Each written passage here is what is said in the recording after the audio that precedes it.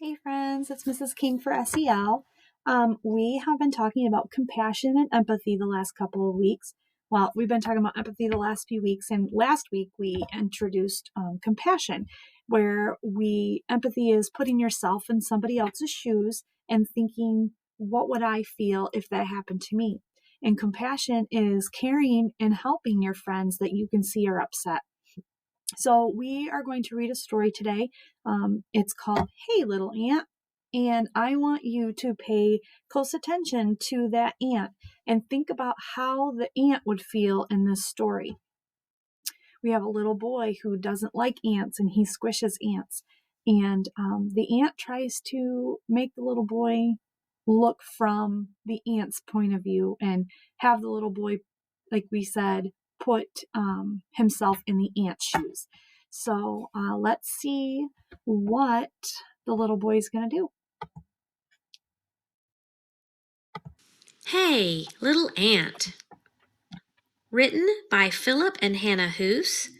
Illustrations by Debbie Tilley. Kid. Hey, little ant, down in the crack. Can you hear me?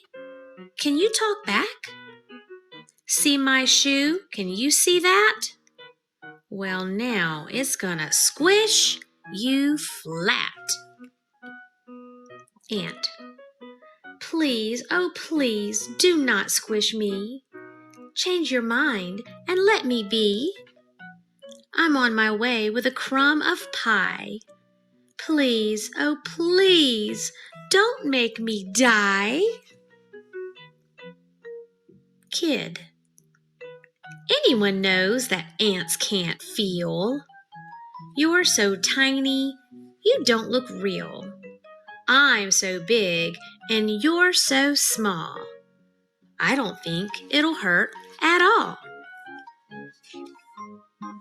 Ant. But you are a giant, and giants can't know how it feels to be an ant. Come down close, I think you'll see that you are very much like me. Kid. Are you crazy? Me like you? I have a home and a family too. You're just a speck that runs around. No one would care if my foot came down. Ant. Oh, big friend, you are so wrong. My nestmates need me 'cause I am strong. I dig our nest and feed baby ants too. I must not die beneath your shoe. Kid. But my mom says that ants are rude. They carry off our picnic food. They steal our chips and breadcrumbs too. It's good if I squish a crook like you. Ant. Hey, I'm not a crook. Kid, read my lips. Sometimes ants need crumbs and chips. One little chip can feed my town. So please, don't make your shoe come down. Kid. But all my friends squish ants each day. Squishing ants is a game we play. They're looking at me, they're listening too. They all say I should squish you. Ant. I can see you're big and strong.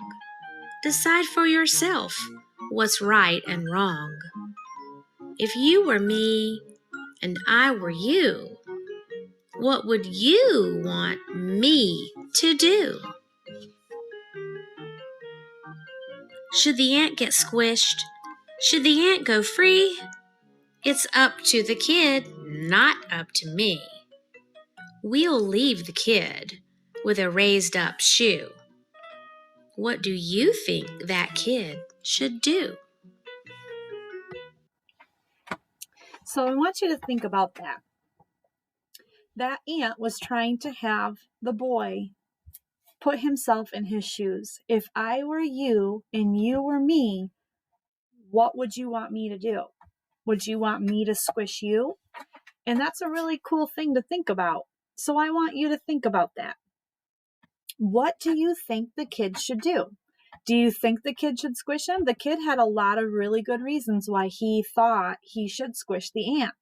The ant had a lot of good reasons why the kid should not squish him. So what do you think? Do you think the kid should squish the ant, or do you think the kid should let the ant go free? I've put this into Seesaw. So after you're done watching this video, you can go into Seesaw, into that activity, and record your voice using the microphone button and tell me your answer. And I look forward to hearing what everyone has to say. So we're going to do some practices. I've got 2 examples that I want to do, and I'm going to give you the scenario. We've talked about that word, something that happens. I'm going to give you the scenario, and I want you to answer with the people at home. You don't have to record or anything. You don't have to tell me what your answer is, but talk about it with the people at home. What would you do? How would you feel in these situations? So the first one is about a boy named Jax. Jax is on the playground and he wants to play in the basketball game. One kid says he can't play because he's too short and he is not good at basketball. None of the other kids say he can play on their team, so Jax just watches. If you were Jax, put yourself in his shoes. The other kids won't let you play. They say you're not good. They say you're too short. How would you feel? Think about how Jax would feel. And what would you do? I would probably feel really sad.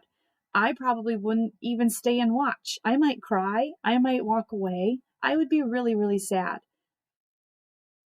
Something that you could do if you're not Jax and you see this happening, Jax is your friend, and you see these other kids not letting him play, what would you do to help? How could you show compassion to Jax?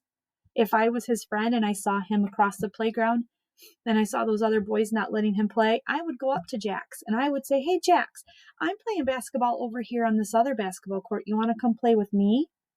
Because that's what a good friend would do. So if you see something like that happening, you can show compassion. We've talked about that word. You can show compassion and help your friend Jax and talk to him, make him feel better. What could you do to make him feel better? Our next one is about Megan. Megan went to school and came home to a messy bedroom she shares with her sister, even though when she left in the morning, the room was clean. Her sister won't clean up the mess, so Megan cleans it up herself again. So Megan shares a bedroom with her sister, and when she left, it was clean. When she came back, the room was very messy. Her sister had messed it up. Megan cleans it up for herself, again, even though her sister made the mess. How would you feel if you were Megan? I would probably feel frustrated. I don't like cleaning my room. And if I did a really good job cleaning my room and then my sister messed it up, I would be really frustrated, maybe even a little bit mad at her. How could you show compassion on Megan if you were somebody else, like a friend or maybe a sibling that sees this happening? I could show compassion on Megan by saying, "Hey, Megan, let me help you clean this up." Or if you were the sister that made the mess, "Hey, Megan, I'm sorry I made this mess. Let me help you clean it up." Or, "I'll clean it up for you. Don't worry about it." So you can show compassion. You can care about what the other person is feeling and help them, talk to them, make them feel better. So let's see if I can make myself bigger.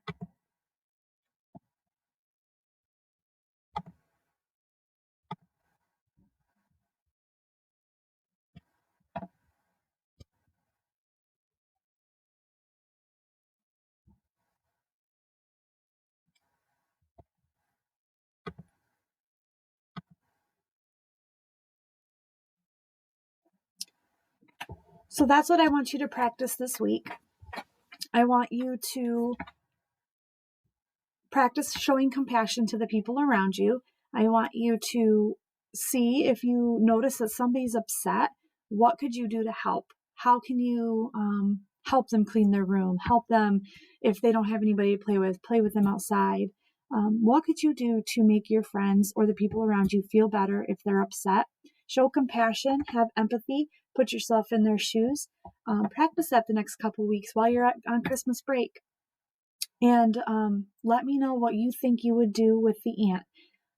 Remember to do your recording when you're done and tell me, do you think the ant should be squished or do you think the ant should be free? Let me know. And have a great Christmas, and I will see you when we come back after Christmas break. Bye, everyone.